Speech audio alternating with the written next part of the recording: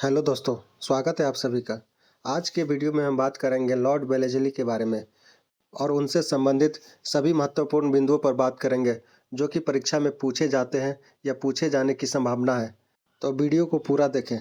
Lord वेलेज़ली Bharat के governor general थे जिन्होंने भारत में सब्सिडियरी अलायंस सिस्टम की शुरुआत की थी और यह शुरुआत 1798 में की गई थी। और इस अलायंस सिस्टम की शुरुआत भारतीय राज्यों को ब्रिटिश पॉलिटिकल पावर के कंट्रोल में लाने के लिए की गई थी।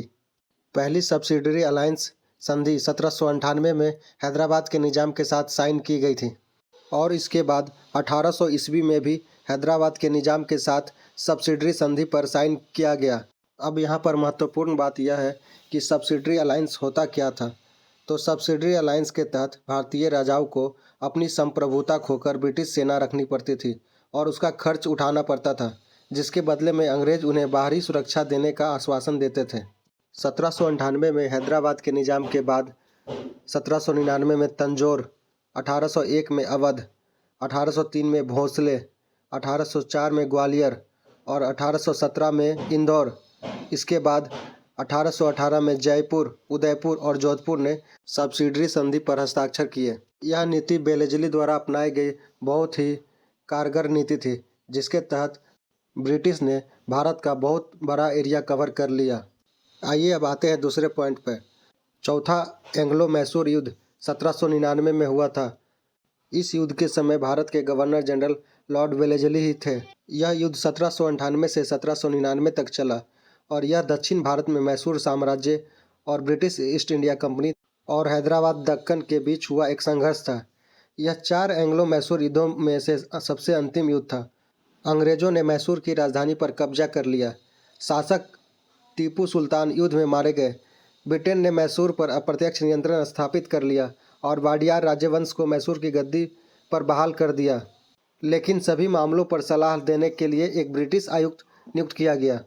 इस युद्ध के बाद टीपू सुल्तान के युवा उत्तराधिकारी फतेह अली को निर्वासित कर दिया गया और मैसूर राज्य ब्रिटिश भारत के साथ सहायक संधि के तहत एक रियासत बन गया, जिसमें वर्तमान केरल, कर्नाटक के कुछ हिस्से शामिल थे और कोयम्बटूर, दक्षिण कन्नड़ और उत्तर कन्नड़ अंग्रेजों को सौंप दिए गए।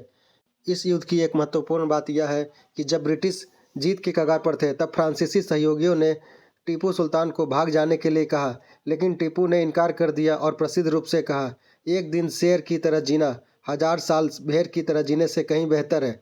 और जब टीपू सुल्तान की मृत्यु हुई, तब ब्रिटिश जनरल जॉर्ज हैरिस ने कहा कि अब भारत हमारा है।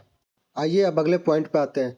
बाजीराव द्वितीय और अंग्रेजों के बीच बेसिन की संधि हुई, जो कि 1802 में हुई थी और इस समय भारत के गवर्नर जनरल लॉर्ड वेलेज़ली ही थे। यह संधि एक ऐतिहासिक संधि थी जो कि ब्रिटिश ईस्ट इंडिया कंपनी और मराठा साम्राज्य के पेशवा बाजीराव द्वितीय के बीच हुई थी और यह पुणे की लड़ाई के बाद हुआ था।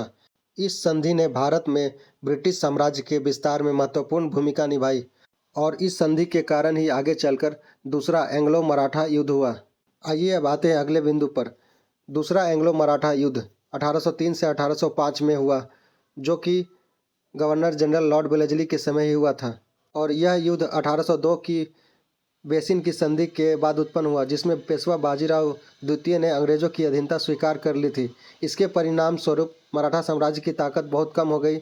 उन्हें भारी भूभाग जैसे दिल्ली, आगरा, उड़ीसा अंग्रेजों को सौंपने पड़े और वे पूरी तरह से ब्रिटिश नियंत्रण में आ गए।